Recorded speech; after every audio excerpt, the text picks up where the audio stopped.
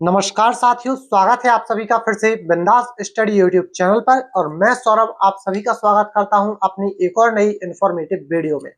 साथियों, आप लोगों की जानकारी के लिए बता दें, आप लोगों की रिसेंट में अभी आंसर की जो यूपी होम गाइड की है वो आउट हो चुकी है। तो कृपया आप सभी लोग अभी जाकर सबसे पहले अपने आंसर की में जो पीडीएफ है उसको डाउनलोड करके अपने अपने आंसर या ऑप्शंस को चेक करके देखें कि आपके कितने क्वेश्चन राइट हुए हैं।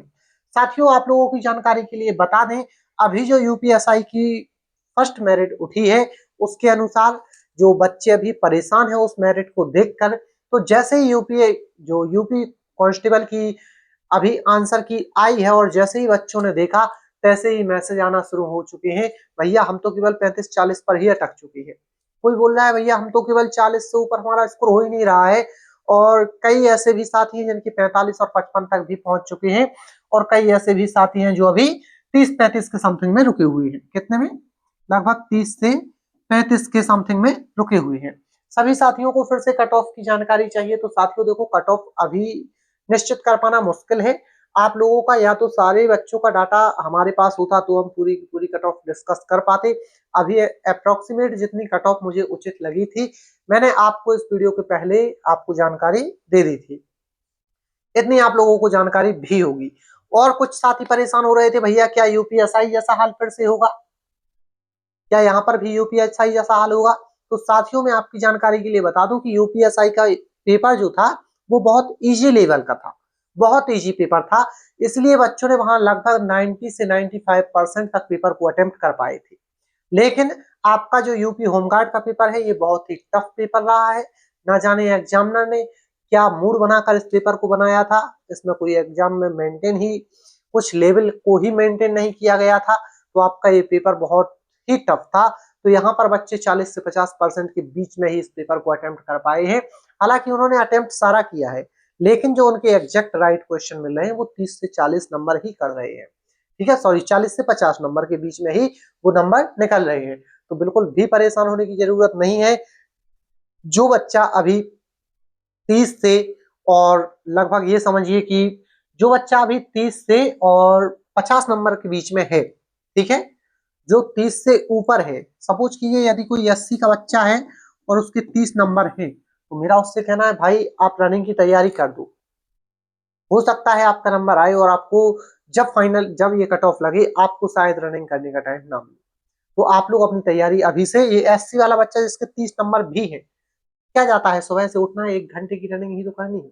1 घंटे दौड़ने में क्या करोगे? थोड़ा अभी 7 बजे उठते थे, 6 बजे उठने लगो। अगर 6 बजे उठते थे तो 5 बजे उठने लगो। 1 घंटा कुछ दिनों के लिए ज्यादा दे दो। कितने दिन तक नहीं लगेगी मेरिट? ज्यादा से ज्यादा 1 महीना लगा दो। 1 महीना और इतना एफर्ट्स आपने जितना जितना एफर्ट लगाया है 1 महीने और लगा दो। और मैं यदि कहूं, जैसे जर्नल वालों के लिए, जो जर्नल में ईडब्ल्यूएस या ओबीसी वाले, ओबीसी वालों को ले लेते हैं सीधा। जर्नल, ओबीसी, एससी और एसटी, यदि मैं इन सभी के लिए बोलूं तो देखो, यदि कोई बच्चा जर्नल वाला है और उसके अभी नंबर आंसर की में मिलाकर यदि उसके नंबर 35 सॉरी 38 प्लस जा रहे हैं, 38 प्लस जा रहे हैं, तो मैं कहता हूं भाई आप रनिंग चालू रखो अपनी। ठीक है, ये मेल के लिए है। और फीमेल में यदि देखा जाए तो फीमेल के लिए अगर फीमेल के 32 प्लस भी है तो मैं कहूंगा आप अपनी रनिंग चालू करिए। ठीक है, महीने भर में कुछ नहीं होगा। यदि ओबीसी वाला बच्चा है और ओबीसी वाले बच्चे के अगर 36 या 35 नंबर भी बन रहे हैं, इससे प्लस नंबर बन रहे हैं, भाई आप रनिंग स्टार्ट करो।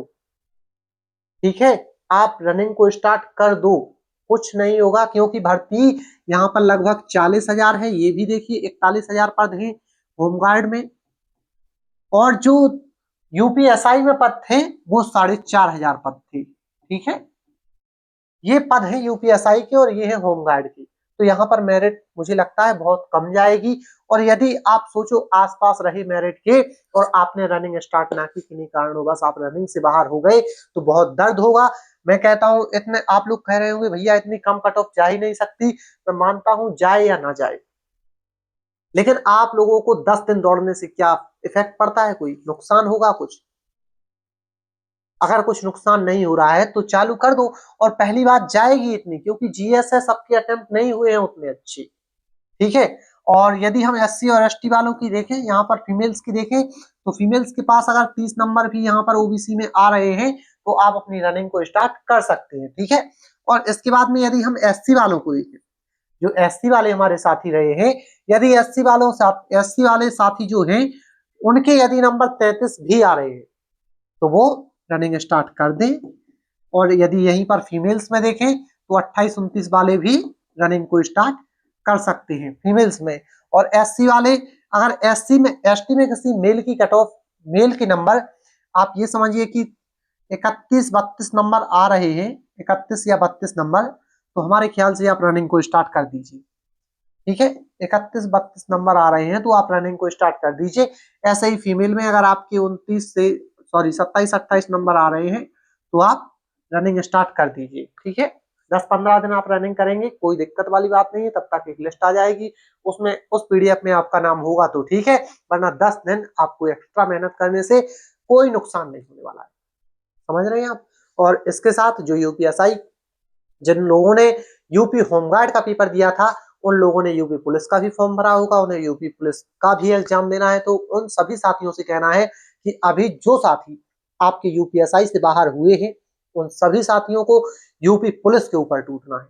तो आप लोग अपनी तैयारी को इतना जबरदस्त रखिएगा कि यूपी पुलिस में यदि आपसे यहाँ चूक हो गई है तो यूपी पुलिस में आपसे चूक ना हो पाए और आप यूपी पुलिस में अपना एक पद क्लियर कर पाए, ठीक है। साथियों, इतना ही बस आपसे कहना चाहूंगा कि आप लोग अपने माता पिता को याद करके अपनी पूरी की पूरी एनर्जी बस इस पढ़ाई में झोंक दीजिए, ताकि जब आपके सामने एग्जाम हो, आपके सामने एग्जाम पेपर हो, आप उस पूरे के पूरे एग्जाम पेपर को फोड़ने की दम रख पाए, ऐसी मैं आपसे आशा करता हूं।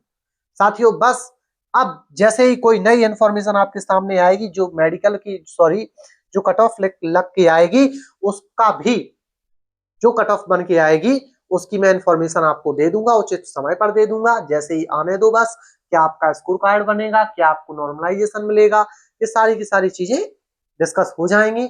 कृपया मेरा अभी आप लोगों से निवेदन है कि जितनी मैंने आपको बताए हैं, यदि आपके इतने नंबर बन रहे हैं तो आप लोग अभी से कृपया रनिंग की प्रैक्टिस थोड़ी थोड़ी चालू कर दो, ठीक है।